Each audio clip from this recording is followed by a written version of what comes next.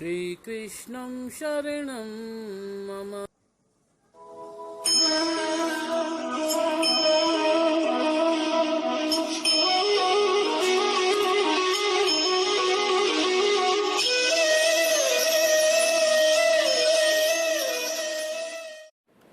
नमस्कार मित्रों, जय श्री राम, जय श्री राधे कृष्णा, हर हर महादेव।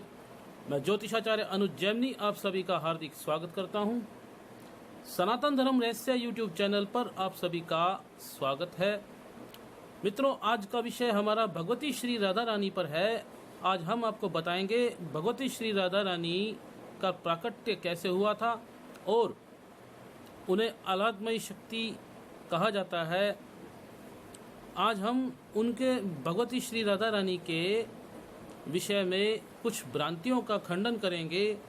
उनके जन्म को लेकर के, उनके प्राकट्य को लेकर के लोग दिग्भ्रमित करने का प्रयास करते हैं। ऐसे लोग वेदों का सहारा लेकर के, वेदों की आड़ में लोगों को दिग्भ्रमित करने का प्रयास करते हैं वेदों के नाम पर, जबकि ऐसा कुछ नहीं है वेदों में। तो आज हम आपको बताएंगे मित्रों, जो भगवती श्री राधा रानी पर आक्षेप करते हैं उनको के नाम पर मैं क्या कहूँ, अश्लीलता बोलते हैं। ऐसे भाव शून्य लोग जिनके हृदय में भक्ति नहीं व्याप्ति है, जो नास्तिक मूढ़ व्यक्ति हैं, वही भगवती श्री राधा रानी का अपमान करने का दुराग्रह करते हैं, कुप्रयास करते हैं। आज उनके हम इसी कुप्रयास का खंडन करेंगे मित्रों।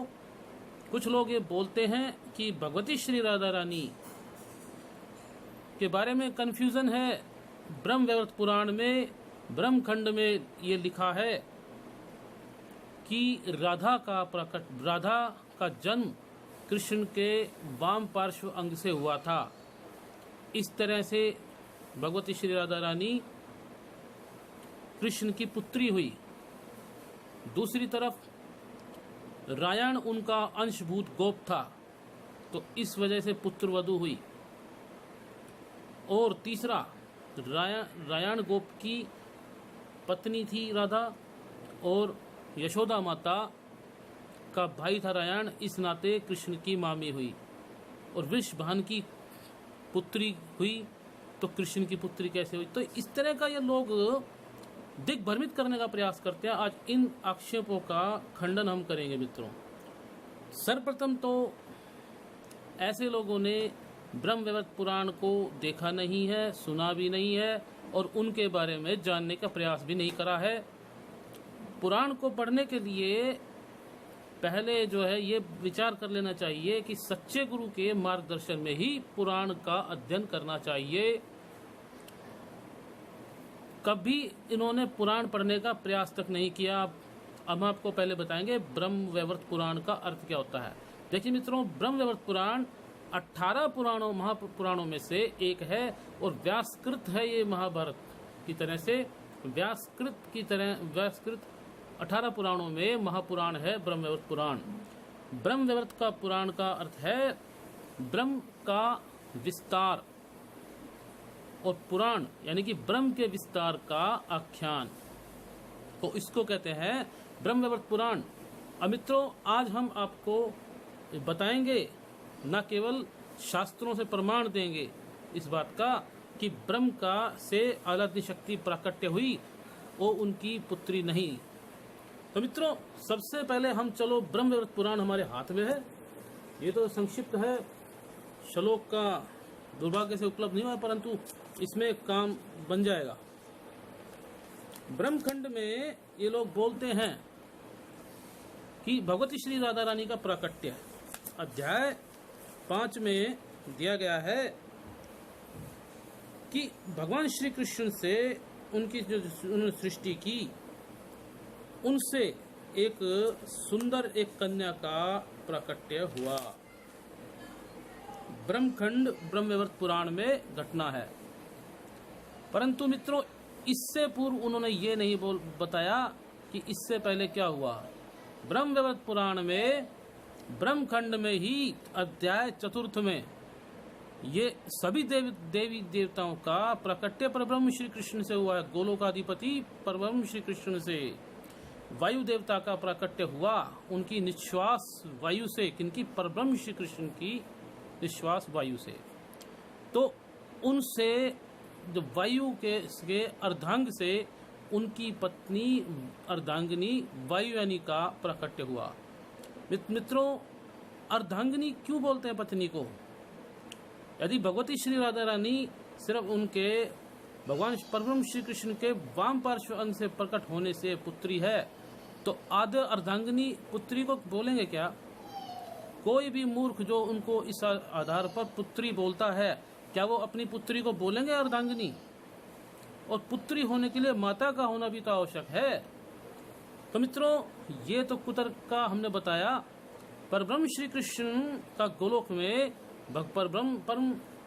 परब्रह्म शक्ति, आह्लादनी शक्ति भगवती श्री राधा रानी का प्राकट्य हुआ भगवान श्री कृष्ण के वाम पार्श्व अंग से, और वृषभान की पुत्री के रूप में धरती पर अवतरित हुई भगवती परम आराधमयी शक्ति श्री राधा रानी। तो वृषभान जी और उनकी पत्नी को केवल यश मिल गया, भगवती श्रीमती राधा रानी का प्राकट्य हुआ था, उनका कोख से जन्म नहीं हुआ। तो अब ये तो ब्रह्म वैवर्त पुराण की बात रही। मित्रों, हम आपको प्रमाण उपनिषदों से देंगे। उपनिषदों में बृहत्कारणोपनिषद अध्याय 1 ब्राह्मण 4 और मंत्र 3, इसमें मित्रों क्या लिखा है वो आपको बताते हैं। सावाई नैव रेमे तस्मादेकाकी न रमते सद्वितीयमैच्छत साहित्यावानास यथा स्त्री पुमाग्वंसो संपरिष्वतो वक्तो सा इमं मे मात्मना मानं द्वेधापात यत्तता पतिश्च पत्नी च अभवताम्।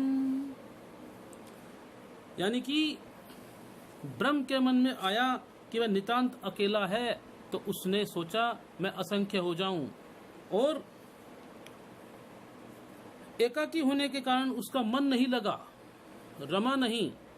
इसी कारण एकाकी पुरुष यानी कि ब्रह्म ने परब्रह्म का प्राकट्य किया।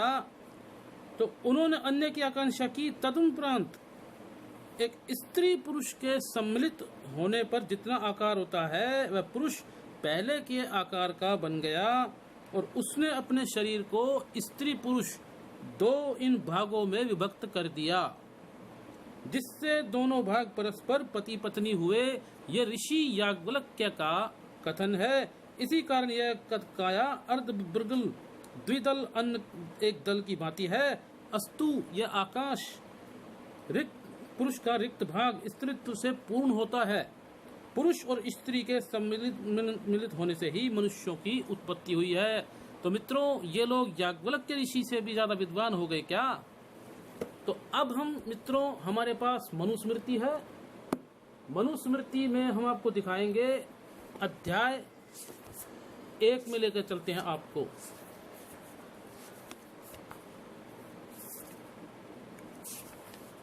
अध्याय 1 में मनु महाराज क्या कह रहे हैं कि द्विधा कृत्वा मनो देहम अर्धेन पुरुषो भवत अर्धेन नारी तस्याम सविराजम सृजत प्रभु। यानी कि उन भगवान ब्रह्मा ने अपने शरीर के 2 भाग करके आधे से पुरुष और आधे से स्त्री बनाकर विराट पुरुष की उत्पत्ति की और मैथुनी सृष्टि का आरंभ किया। मित्रों, तो ये प्रमाण है। तो पहले जो इस आधार पे भगवती श्री राधा रानी को कृष्ण की पुत्री सिद्ध करते हैं, उनको विचार कर लेना चाहिए। उनको पहले उपनिषदों का अध्ययन करना चाहिए, उनको एक बार मनुस्मृति का अध्ययन करना चाहिए। सभा पर में महाभारत में भीष्म, गंगा पुत्र भीष्म युधिष्ठिर को ये सृष्टि की उत्पत्ति का रहस्य समझाते हुए कहते हैं कि विराट पुरुष की उत्पत्ति जब हुई, उससे पहले परब्रह्म और प्रकृति का प्राकट्य हुआ, 2 रूपों में व्यक्तिकरण हुआ। उन्होंने एक हिरण्यगर्भ की उत्पत्ति की। तो मित्रों, ये एक रहस्य है जो मूढ़ लोगों को समझ में नहीं आएगा। इसको समझने के लिए गुरु के मार्गदर्शन की आवश्यकता होती है, वरना बाल की खाल निकालने के माहिर लोग कुछ भी कर बैठेंगे। मित्रों, मेरे इस वीडियो से उन लोगों को बिल्कुल भी फायदा नहीं पहुंचेगा जो भगवती श्री राधा रानी का अपमान निरंतर करते हैं। और मैं किसी को सेटिस्फाई करने के लिए भी नहीं बैठा हूं, केवल उनके कुतर्क हमारे धर्म के भाइयों को भ्रमित ना कर दे, इसीलिए ये प्रयास है। अब रायण गोप की बात करें, भगवान श्री कृष्ण का अंशभूत गोप था। अरे भगवान श्री कृष्ण स्वयं रायण गोप के अंशभूत रूप में आए थे। उन्होंने अपने जो है सभी गोपों के रूप में, बछड़ों के रूप में विस्तारीकरण किया था। जब ब्रह्मा जी ने बछड़ों को और गोपों को चुरा लिया था और सत्यलोक में, ब्रह्मलोक में छुपा दिया था, तब उन सभी गोपों के रूप में उन गोपियों के साथ विवाह भगवान श्री कृष्ण ने किया था, उनके साथ ही हुआ था। तो यहाँ पर मित्रों एक समझने की बात है, रायण गोप जो था भगवान श्री कृष्ण का अंशभूत गोप था, ठीक है। और रायण गोप के साथ में भगवती श्री राधा रानी का विवाह नहीं हुआ था, उनकी छाया राधा का विवाह हुआ था, तो दूसरी राधा थी। इसका वर्णन कृष्ण जन्म खंड में ब्रह्मवैवर्त पुराण में है, पूर्व में हम इसका खंडन कर चुके हैं। तो रायण का विवाह, जिसको अभिमन्यु गोप भी बोलते हैं, भगवती श्री राधा रानी के छाया राधा के साथ में हुआ था। तो मित्रों ये जानकारी हमने आपको दी है, रहस्य के बताया है। तो मित्रों इस जानकारी को अधिक से अधिक शेयर कीजिए, इसको लाइक कीजिए और सब्सक्राइब करना ना भूलें। मित्रों आपको ये वीडियो कैसी लगी इसके बारे में हमें बताइए, कमेंट कीजिए, सजेशन दीजिए। आप सभी के प्रेम का आभारी हूँ और सब्सक्राइबर्स जितने भी हैं मेरे, उनका मैं तहे दिल से मैं धन्यवाद करता हूँ। जय श्री राम।